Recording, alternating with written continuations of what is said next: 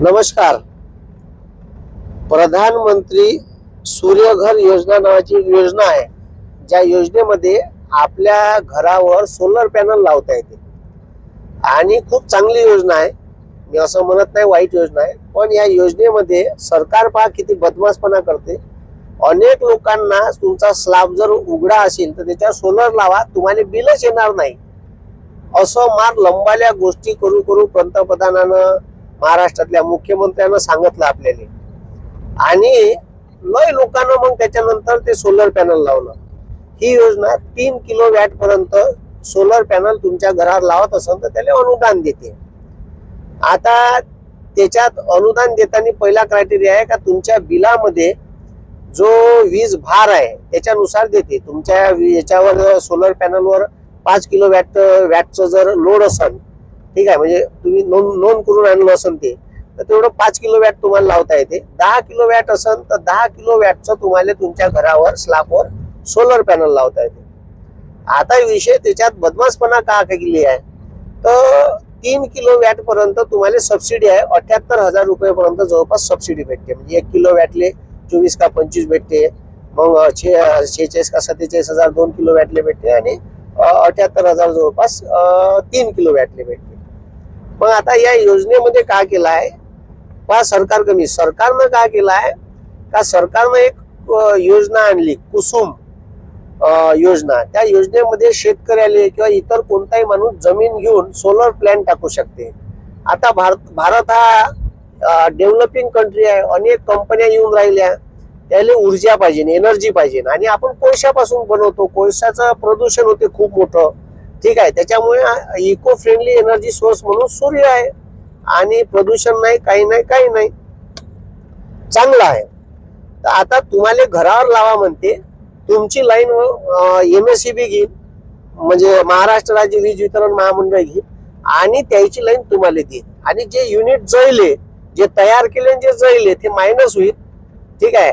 आणि जर समजा माझ्या सोलर पॅनलनं 300 युनिट तयार केले आणि जळले 200, तर 100 शिल्लक राहिले, तर त्याचे पैसे गिसे नाही भेटणार तुम्हाला, तुमचे जमा राहील, ठीक आहे. आता हे हिवाळ्यात झालं.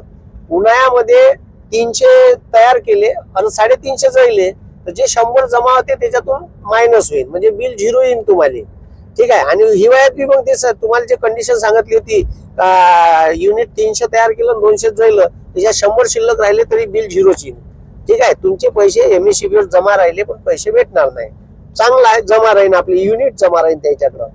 आता यानं बदमाशपणा अशी केली का त्यानं एक GR आणला होता महाराष्ट्र शासनानं. ते म्हणते का जर तुम्ही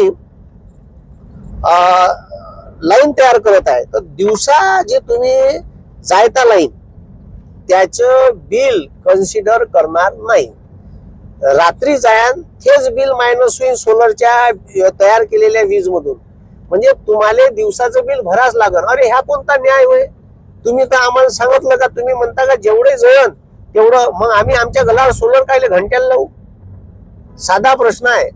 तुम्ही म्हणता का दिवसाचं बिल तुमचं मायनस होणार नाही, रात्रीचंच बिल मायनस होईल. मग उन्हाळ्यामध्ये 46-47 टेम्परेचर जाते, लोक AC लावते, कूलर लावते, बिल वाढते रप्पर, ठीक आहे. मग आमचं शिल्लक राहिलेले युनिट का तुम्ही का इकान का तुम्हाला फुकटाचे भेटल हरामाचे? आमच्या घरावर सोलर पॅनल लावून राहिले, ठीक आहे. आता याच्या सरकारचा एक मोठा उद्देश आहे. एनर्जी तयार करण्यासाठी खूप मोठी इन्व्हेस्टमेंट करावी लागते, खूप मोठे पैसे होता लागते. आता सरकार म्हणते तुम्ही सोलर घ्या, तुमच्याच घरावर लावा, जागाही लागणार नाही, पैसे बी तुमचे जाईल. आणि ह्या स्कीम साठी तर कर्ज बी द्यायला तयार आहे सरकार, कर्ज बी देतो म्हणते 7% व्याजदरानं. आणि हे सगळं केलं सरकारनं, मान्य आहे. पण आता यायनं काय केलं, प्रायव्हेट मोठ्याल्या कंपन्याले 10-10, 20-20 मेगावॅटचे प्लॅन टाकायला लावले, कोणा तर 50-50 मेगावॅटचे टाकले आणि हे प्लॅन जागा घेऊ टाकले. आता यायनं सरकारसोबत ऍग्रीमेंट केला आहे, ठीक आहे. आणि हे चोट्टे सरकारचे चापलुशी करणारे तैवे चाटणारे लोक आहे, ज्यानं ते प्लॅन टाकले.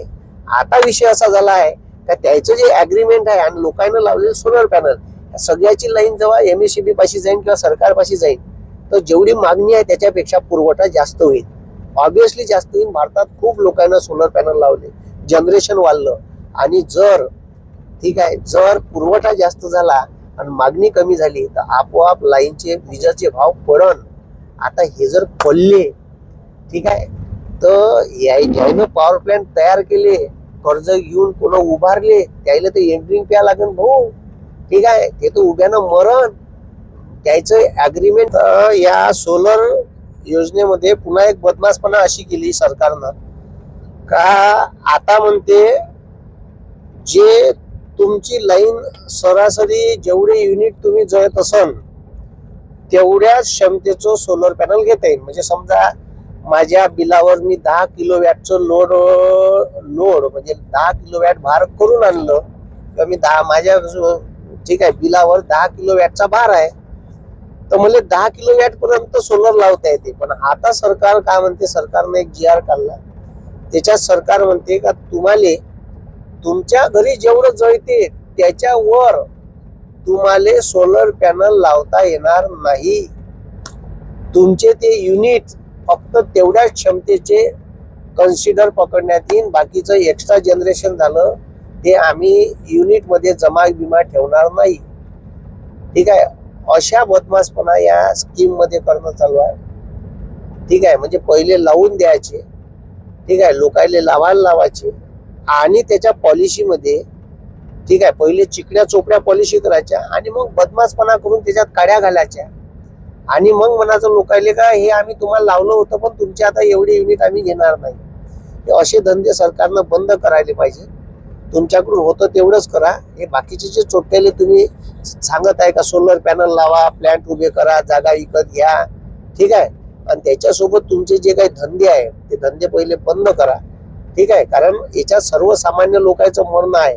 प्रत्येक वेळेस सामान्य लोक मरते, मोठाले उद्योगपती पैसेवाल्याचं मरणं नाही आहे.